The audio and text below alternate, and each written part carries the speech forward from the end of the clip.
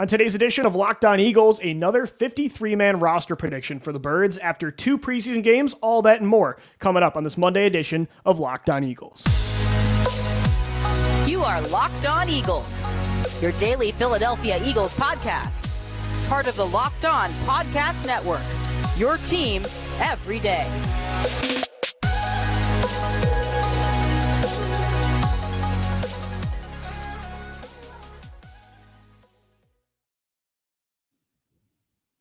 Locked On Eagles, your first listen each and every day. Welcome in, Eagles fans, to a Monday edition of the podcast. Shout out to our everydayers for making us your first listen Monday through Friday, right here on the Locked On Podcast Network. Your team every day. Louis DiBiase, Gino Camilleri, as always. And this podcast is brought to you by BetterHelp. If you're thinking of starting therapy, give BetterHelp a try. Visit BetterHelp.com/LockedOn today to get 10% off your first month.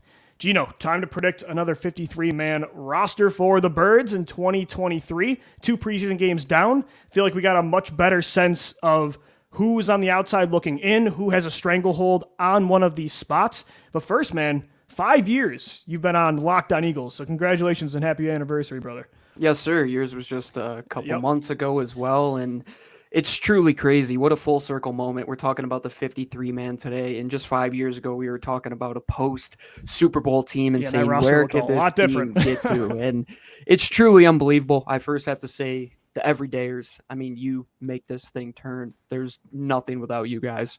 Shout out to Lou for just going down to the Super Bowl, and we were at the same party, and we had a common interest, and we started chatting together. And I mean, just thank everybody for allowing us to come on these airways. I think we've grown as people and grown as lovers of this sport, and the connections we've got out of it, I don't take it for granted at all. And it's a big week, man. I'm getting married. I got this anniversary. Yeah, it's the Gino Camilleri week. It's a big week, and I don't take it for granted for a second, man. And this season especially, I'm ecstatic of where this 53-man roster could get to. And out of all of the stressors I've had leading up to my wedding, doing this 53-man roster cut down was incredibly hard today. You texted me, you're like, this was impossible to do, but that's a good thing, Gino. No, it absolutely is. And I kind of went through the whole scenario. I'm like, who are they putting on the practice squad? Who is going to be on the IR? I'm trying to find a way to sneak guys on the roster, off the. Those are the discussions that they're having right now, right? And they brought in all those back half roster guys that they usually do before that third preseason game.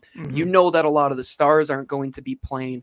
A lot of those battles are probably already decided. We'll probably get another quarter and a half of good film out of these guys this week. But man, I would say right now, there's not a lot of spots up for grabs at this point. I think a lot of things have settled over the last couple weeks. There might be 4 or 5 spots that you could really genuinely say are wide open. So Gino, let's go down the predictions of what we think right now the Birds would do if they were keeping their 53-man roster. We both did a 53-man roster prediction. There are just a little differences. You might have kept one extra player at this position, but overall we did see eye to eye, and I think most listeners will agree too, because it's starting to shape up. It's pretty obvious now what the Eagles will do. And so at quarterback, this is something, though, that was different compared to our last prediction. Last time, I think we both had only 2 quarterbacks kept, Jalen Hurts and Marcus Mariota. But after these 2 incredible performances from rookie Tanner McKee, we both have him as QB3. And with the ability to kind of just bury him on game day as well, I think he played his way into a roster spot. That was one position we had up for grabs. We were saying, can Ian Book or Tanner McKee do it? And Tanner, it certainly was not Ian Book. No, not Ian Book. And Tanner's up for grabs in quarterback too. QB too. It's the way. Right, the conversation has changed. Not is he going to make the roster? It's is he better than Mariota? And you got to feel good about yourself being that quarterback room right now. I would love to hear the discussions that go on in that room every day. Mariota's going nowhere with that $5 million guaranteed, but where you're sitting with those 3 guys, I think you're walking away pretty well. And I took a look at all the 4th quarterbacks around the NFL. I don't think there's anybody right now that's better than Tanner McKee. Nate Sudfeld is in a 5-man competition. It would be interesting if he became available, but I think you're pretty set right now. I agree. Eagles keeping 3 quarterbacks for the first time in a while, for sure. At running back, Gino, we both agree as well. You're keeping 4. DeAndre Swift, Rashad Penny, Kenneth Gainwell, Boston Scott. Look, it was great to see. I thought Trey Sermon really bounced back from some adversity against Cleveland. That rough fumble that gave the Browns the ball back. A couple bad pass pro reps as well. Then he rips off that really nice touchdown run. This is a former third-round pick that has some talent, But at the same time, I don't think he did enough this summer, Gino, to warrant keeping a fifth running back or convincing this team to not keep, Boston Scott. He was one of the last guys off the roster for me. It was tough to cut Trey Sermon, and I believe he'll be claimed somewhere. I mean, pretty quickly, yeah. He put out some pretty good somewhere. I agree. And no jinx, knock on wood there. But Ross Tucker, he said it perfectly the other day on the broadcast when they played the Browns. The Philadelphia Eagles believe that they have 4 guys in that running back room that they can win any game with. And I agree. And that's the perfect way to put it. I totally agree. So I think they're set with those 4 running backs. At wide receiver, we both agree they're going to keep 5. We did start to have some conversations like, do you keep a number 6? Is it Greg Ward? Tyree Cleveland was having some really good weeks before he was taken off on a stretcher against the Browns and suffered that, neck sprain. Joseph Nada was getting a lot of hype in practice. But overall, again, kind of like Trey Sermon, I don't think anybody did enough to warrant a roster spot over these other more premier positions up front. And so, Gino, I think they're going to keep the guys we agreed with at 5 here. Devontae Smith, A.J. Brown, Quez Watkins, Olamide Zaccheaus, and Britton Covey. And I think OZ is going to bring so much more at that 4th receiver spot than you got last year. And Tyree Cleveland was the one guy kind of pushing the envelope a little bit. And then he suffers that injury. He'll go to the IR. It'll be interesting if they can get him on the practice squad once that's all done. Greg Ward is an interesting case because right now you can sign up to 6 veterans for your practice squad. But is there a team out there that sees this Greg Ward tape that he's just constantly putting together solid film for a young quarterback, a team that doesn't have a lot of wide receivers, Lou, like Tennessee right now? Could they not use him for a Will Levis or for a Malik? This might be the first time in a long time that Greg Ward is not available for the Eagles practice squad, but it would be perfect. I think that's the ideal scenario, is find a way to stash him again as one of those vets. I agree too. And I didn't have him on my practice squad because that thought kind of slipped my mind, and it'll be intriguing. But right now, nobody really pressed as much as we thought they were going to. But with the guys you got up top, the boost you'll get with OZ at that 4th receiver spot, I think you're sitting pretty right now. And then we both had the Eagles keeping 3 tight ends, and it's the same group as last year. It's Dallas Goedert, it's Grant Calcaterra, and it's Jack Stahl. I think, Gino, we both agreed that tie goes to the young kids when it comes to Stahl, Calcaterra, and Dan Arnold. And Dan Arnold did not do enough to me this summer to warrant a roster spot. Not at all. And it'll be interesting. I don't think there's going to be a job for him around the National Football League. Maybe somebody does want to sign him, but could you get him on the practice squad? Potentially. But I'd rather keep a Tyree Jackson, who at times showed a lot on special teams as well. And Brady Russell is going to be on this practice squad, man. He's just too good of a worker. He's going to give you great reps every day. But right now, the 3 guys you have up top, I think they all know their roles. I'm excited to see Grant Calcaterra catch passes from Jalen Hurts and not Marcus Mariota moving forward. And he'll be a nice little compliment there to Dallas Goedert, who we know what this kid can do. And I think he's going to even get better if he remains healthy for a full season. Like, if this guy's healthy for a full season, Lou, I think we're going to walk out talking in 2024 about how silly other people looked not having him in their top 3 tight end discussion. Significantly underrated still, which is unreal. I don't know. It's been 2 years now since Zach Ertz has been gone, and this guy is still underrated. Really doesn't make sense to me. But yeah, hopefully Calcaterra and Jack Stahl, though, can take a step up this year and be more legitimate threats in the receiving game in 12 personnel, or you're again going to see that package be, something that they might use 2 running backs more in 2023. When it comes to the offensive line, Gino, to wrap up the offense, we both had them keeping 9, and outside of one player, we had the same group. Jordan Mailata, Landon Dickerson, Jason Kelsey, Cam Jurgens, and Lane Johnson make up your starting 5. Tyler Steen is your main Swiss Army knife depth piece. Jack Driscoll as well. You brought in Dennis Kelly, a veteran that has been here before, over 50 starts in the NFL. I actually liked what I saw from him against Cleveland. I had Sua Opeta there, and then you had Josh Andrews. I thought Sua has looked shaky. I know, he's had a shaky preseason. For me, the logic was more he's been here, he's played in the regular season. Andrews has been good, but not great. But I'm with you, though. Opeta has definitely struggled. And on the broadcast, Ross Tucker also mentioned how they brought Josh Andrews in, and he kind of fell into that second center role because Brett Toth can't snap at this point. And Cameron Tom, I don't think, has guard versatility. I think with that selection, you have the versatility, you have the ability to play center, play guard. He did that in New Orleans for a bit. He did that the first time he was in Philadelphia as well.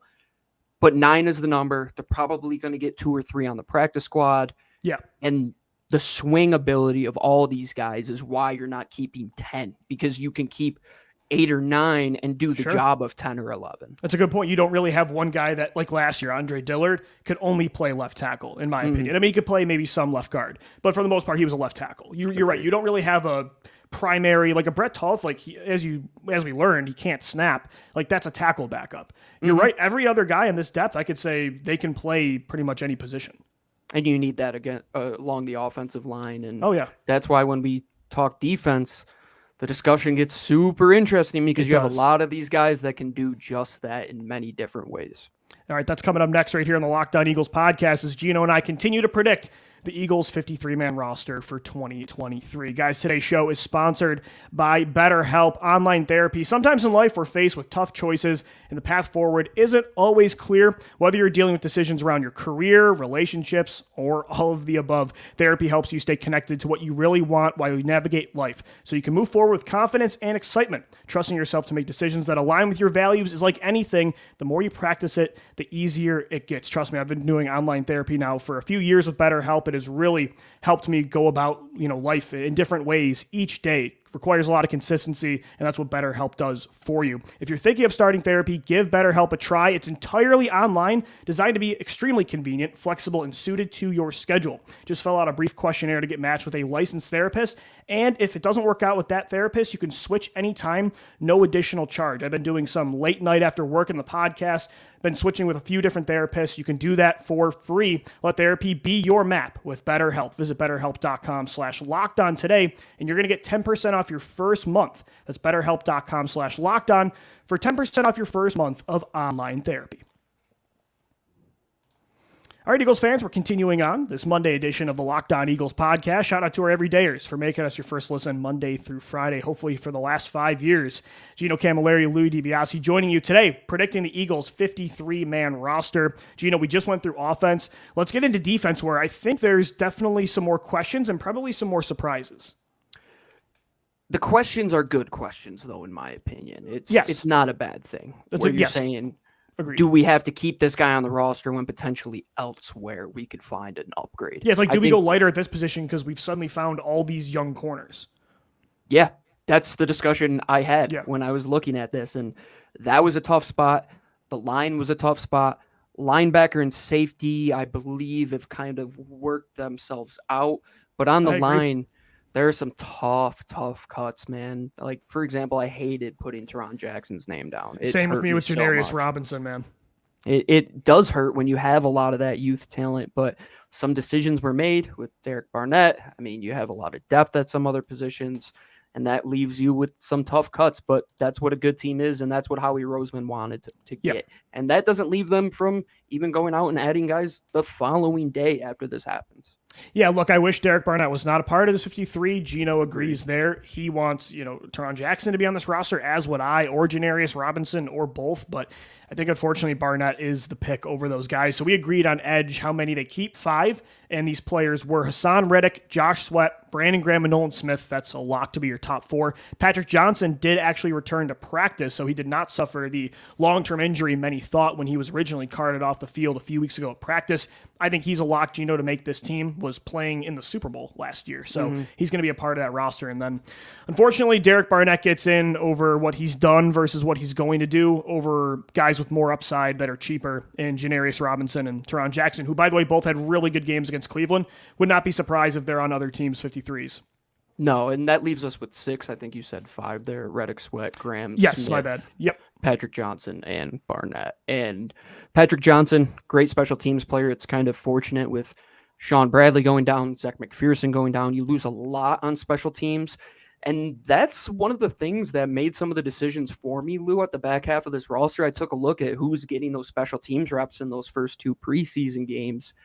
And right now, I don't think Teron Jackson or Janarius Robinson present enough on special teams to make that position or press the issue on $3.5 million guaranteed for Derek Barnett. So unfortunately, those 2 guys, one of them I think is going to get claimed at minimum. It would be great if you could get at least one of them back on the practice squad. If you could get both, that's a coup. That's a coup in my opinion. I agree, Gino. At defensive tackle, I think we both had 6, correct?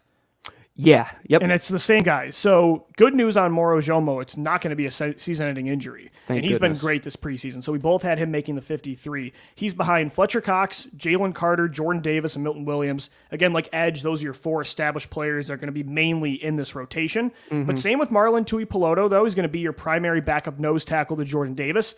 Looked really good, I think, rushing the quarterback against the Browns last week. Definitely. Took a step in that way last year. I think he's a lock now to make this team. And then Moro Jomo. I think that's a really good young group behind Fletcher Cox.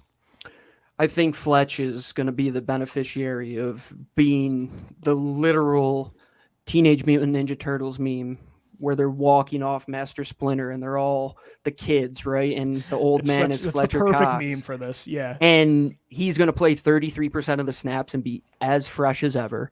Jalen Carter, did you hear that rant from Darius Slay the other day about Jalen Carter? Oh, yeah. When he was already getting double teamed. I don't know if you watched back the Browns game. He was getting double teamed though in the first drive. Yeah, and you have to account for this kid. And when all pros are talking at a level where in this league, you got to earn respect. And especially Slay, that cornerback discussion, those guys will rip each other up. He's saying this kid has so much potential already, and he looks like a baby rhino. He's going to be a baby rhino on the field. And then, you also have Jordan Davis, who the sky's the limit for him. We don't know what his potential is at this point.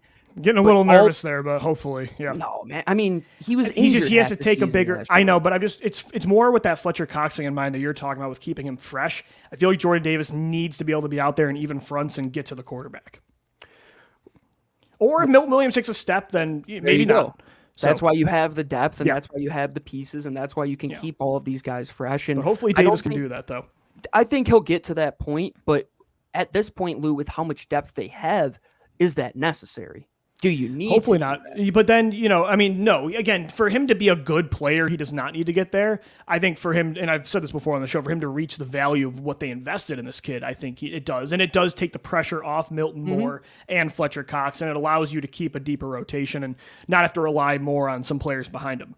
No, I totally agree. And I look at Dexter Lawrence. That was a slow burn to get to where he was, right? And Sure. Development in the National Football League, especially in the NIL world in college, where you're going from coach to coach to coach, and development is different. And when you get to the National Football League and somebody can mold you, that's what you're going to get out of a Jordan Davis. So let it take time. Rocker is a great defensive line coach. I think they'll work that in. But when you have the ability to cut a guy like Kentavious Street, who I was going to say, on the practice squad, that's pretty good depth because Ojomo has showed up. Pelotu has showed up. Yeah. I love it.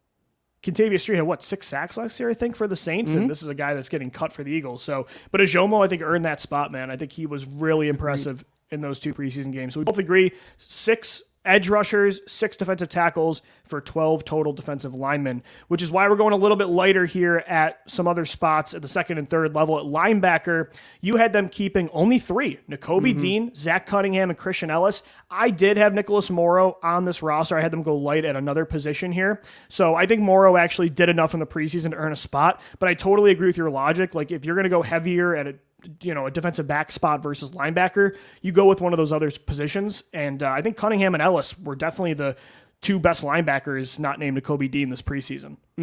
And Cunningham came in, and I think he won himself a job to an extent. When most people probably, thought Miles Jack had the upper hand on him early on over Cunningham. He was washed. Yeah, right then he away. retired. I think it was evident. So it worked itself out, and unfortunate for Sean Bradley, he will be on the IR for the whole year with that Achilles injury. That's brutal. And this is where it got tough when I started to get into the back 7. I went lighter at linebacker because there's better players up front on the line. In my opinion, there's one player, and I think you kept him off, but maybe I kept him on at another position that we'll talk about that I think presents more special teams value than a guy like Nicholas Morrow. No, that's fair. So at corner, I ended up going with 6 here. So I kept Darius Slay, James Bradbury, and Avonte Maddox as your starting 3. Keely Ringo and Josh Jobe are your 2 main primary, boundary corner backups.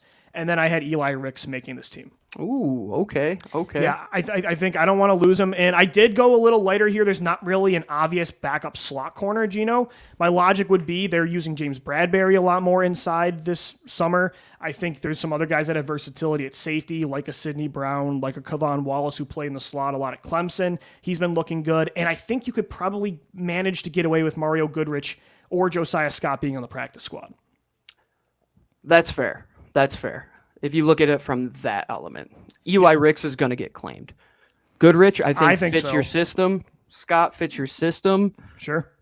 When I look at it like that, you might have given me a change of heart there, but I ended up going with Mario Goodrich simply because of the slot versatility. Yeah, we agreed with everything except for you had Goodrich over Ricks, so not too much different there. Yeah, and they're going to lose good players at this position. I mean, Mekhi Gardner has the ability to get claimed. I think Tristan McCollum has done low-key some pretty good things and third team and special teams reps. And Josiah Scott is one of those guys where you could get him onto the practice squad. He isn't a vested veteran. I looked that up. He's only been in the league for, I think this is his third year now. So he'll have to go through waivers.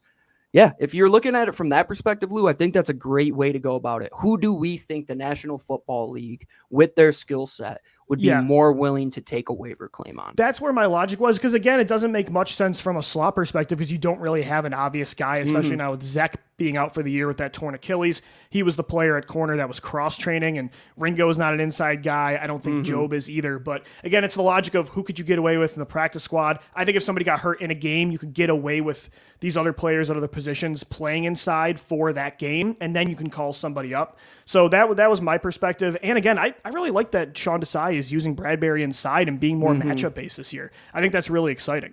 That is exciting, Lou. I knew you would read that. Because the last two coordinators just been, this guy's here no matter what, regardless of what the other team's doing, and he's not moving. And I like the Desai's like, no, if there's a big tight end inside, move Maddox, put Job on the outside, and let's throw Bradbury inside. I just like that headspace.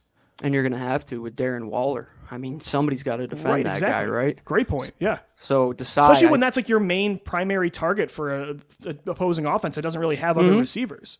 Desai is going to be integral in these decisions as well. And it's going to be what chess piece do we want, right? Like that offensive line discussion as well. Who's the more versatile player? And Eli Ricks, he might not be more versatile, but he could be a great gunner for you on special teams. He's going to probably be at least a solid level third, fourth cornerback in the National Football League. Same with a guy like Josh Jobe, that same it's more of a projection, but I'm with you. Yeah.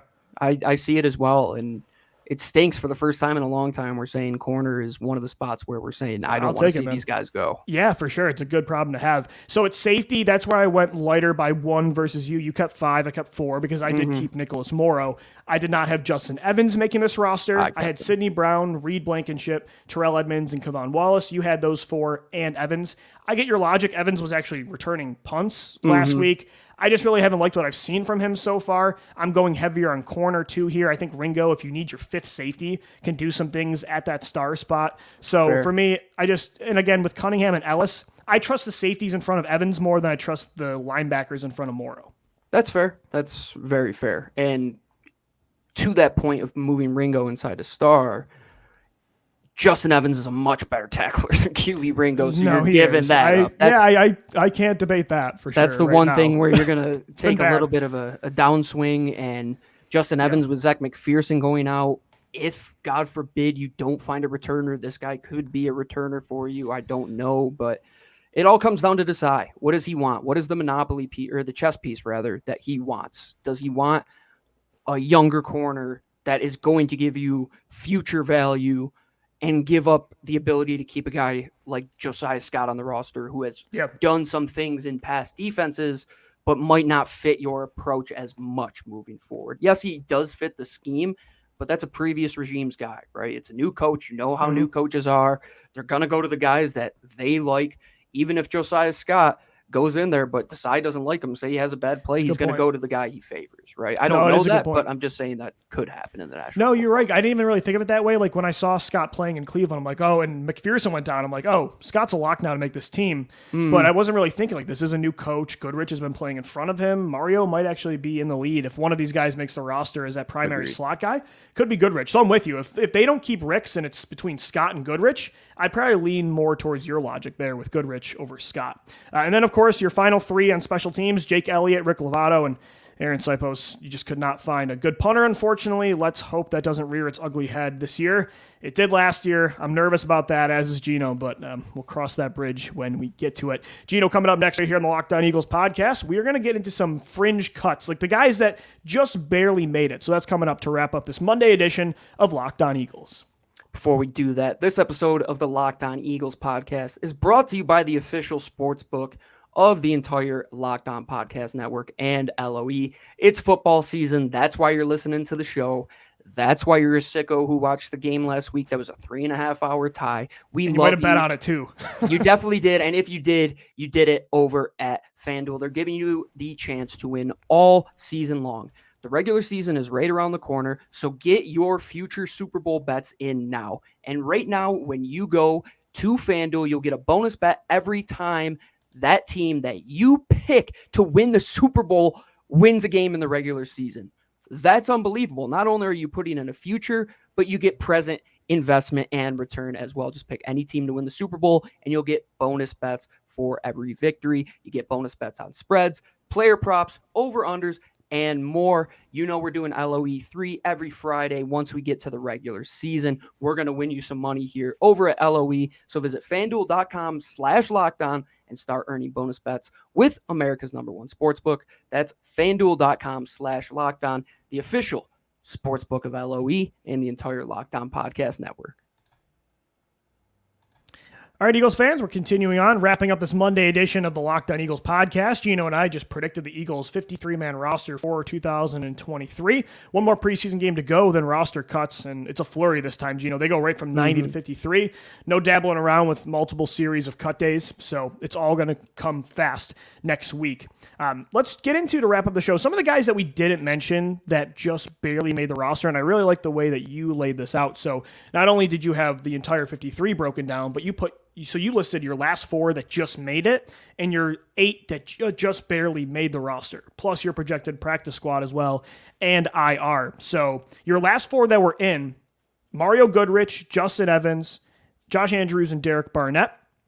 Your last 8 out, and I think I agree with you for the most part. It was Teron Jackson, Kyron Johnson, Trey Sermon, Eli Ricks, Greg Ward, Mekhi Gardner, Nicholas Morrow, and Kentavious Street. Am I missing anybody there? Did I list 9 and I counted?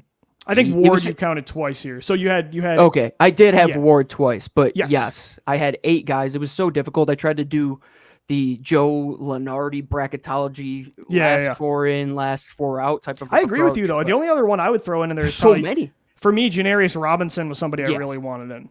No, I totally agree with you as well. And I could have had the last 10 out in the last 12. I mean, there's so many talented players, Lou. And that's the unfortunate part. Who are you going to be able to sneak onto the practice squad? It would be great if you could get a majority of these guys back. You know, there are guys that the pro personnel department is taking a look at across the National Football League that they potentially loved in the pre-draft process that a team might cut. Maybe there's some shifting around at special teams with some teams that have 2 punters. Maybe you want to get rid of Aaron Sipos. I think we should do that as well.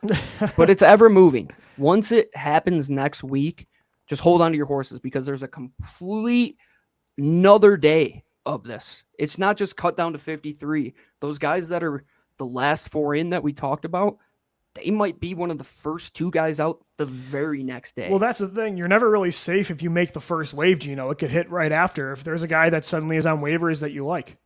I totally agree. And I think the guys that make the 53, I think they should change it where the day after, those guys are not up to waivers.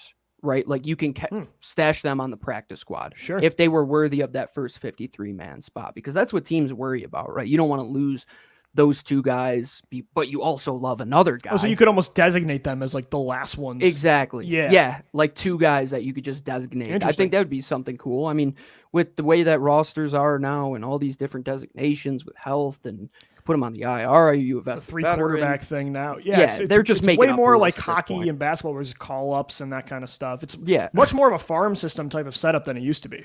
how far away are we from a emergency backup QB? I mean, San Fran Like it's an emergency goaltender in the NHL. Yeah. Philip Rivers was Maybe. that guy for San Fran last year. I know. Gino, I like that too. You had the three guys that would probably get claimed if the Eagles released them, and you had it being Trey Sermon, Teron Jackson, and Eli Ricks. Totally agree with you. I don't think those three you'd have any shot of retaining if you don't keep them on the 53. No, you definitely don't. And it's not the days of Chip Kelly where you have to go out and claim a Bryce Treggs just to fill a position group. There's other teams that are in that spot right now that can use guys like this. And if they're worthy enough to be on the roster that Howie Roseman is saying could potentially be better than their Super Bowl team last year, they're worthy of playing in the National Football League. For sure. Let us know what you guys think of our 53-man roster predictions. Who would you have had on this team, and who would you have had out compared to us? Let us know on Twitter at LockedOnBirds, at GC24_football, and at DiBiase LOE. That's going to do it for another edition of the Locked On Eagles podcast. As always, part of the Locked On Podcast Network, your team every day. Shout out to our everydayers Monday through Friday for making us a part of your day and your first listen each and every day. For Gino Camilleri, I'm Lou DiBiase signing off. As always, thank you for downloading, thank you for watching and listening, and let's go Birds. Fly, Eagles, fly.